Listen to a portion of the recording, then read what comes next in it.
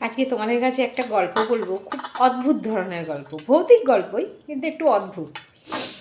আমার বাবা যখন আমার মামার বাড়িতে, এটা ঘটনাগুলো সব আমার মামার বাড়িতে, তো মামার বাড়িতে যখন বাবা আমাদের সঙ্গে গেছে সেই সময় পাশের গ্রামে একটা ডাক্তারের ব্যাপারে আর কি, পাশের গ্রামে ওই ডাক্তার দাদু পাশের গ্রামে থাকতো।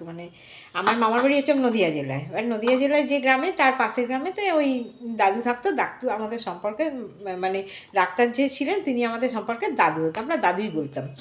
তো বাবা এখন সেই ওই দাদুর ওখানে দরকারের জন্য যাচ্ছিল, সকালবেলা ওনার চেম্বারে কোনো একটা ব্যাপারে। তা বাবা যেতে যেতে রাস্তা দিয়ে যাচ্ছে, তখন তো একটু ঠান্ডা ঠান্ডা শীতকাল, একটু কুয়াশা কুয়াশা ভাব, রাস্তা দিয়ে যাচ্ছে, যেতে যেতে দেখছে যে একটা বাচ্চা ছেলের কান্নার আওয়াজ আসছে। তো আমার বাবা একটু লক্ষ্য করছে রাস্তার দিকে যে কোথা থেকে আসছে একটা বাচ্চা ছেলের গলার আওয়াজ, আর এই গ্রাম বাংলার রাস্তাতে।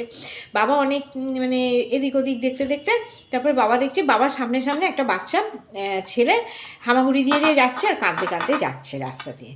বাবা ভাবছে বাবা এত সকালে একটা বাচ্চা ওরকম হামাগুড়ি দিচ্ছে, কাঁদছে, আবার সে এগিয়ে যাচ্ছে, তাদের বাড়ির লোক কি কোনো খেয়াল করছে না? তা আমার বাবাও ওনাকে বাবাও একটু ওর সঙ্গে সঙ্গেই যাচ্ছে। তা বাবা যখন যাচ্ছে ওর ওর পেছু পেছু, তখন বাবা দেখছে ওই যে বাচ্চা যে ছোট্ট যে ছেলেটা হামাগুড়ি দিয়ে যাচ্ছে, সে যেতে যেতে কাঁদতে কাঁদতে পেছন দিকে আমার বাবার দিকে তাকিয়ে কি সুন্দর হেসে, একটা হাসি হাসি ভাব চোখগুলো। তা আমার বাবা ওই মুখটা দেখে তো চমকে গেছে। আরে বাচ্চা ছেলের শরীর হামা দিচ্ছে, কিন্তু তার চেহারাটা হচ্ছে একটা বড় মানুষের মুখ। আমার বাবা ওই দেখে তো একদম হতভম্ব হয়ে গেছে। বাবা তখন না একটু নিজেকে স্লো করে নিয়েছে, আর হাঁটছে না, দেখছে হ্যাঁ বাচ্চাটা বারবার বাবাকে তাকাচ্ছে আর ওই সামনের দিকে এগিয়ে যাচ্ছে, কি বলতে চাইছে ওনার সঙ্গে আর সেই আওয়াজ এবার শুনতে শুনতে আমার বাবাও খানিকটা এগিয়ে গিয়ে দেখছে কি বাচ্চাটা আস্তে আস্তে রাস্তার পাশে যেসব মাটি খুঁড়ে রাস্তা তৈরি হয়, যে গর্তগুলো তৈরি হয়, ওর ভেতরে চলে গেল।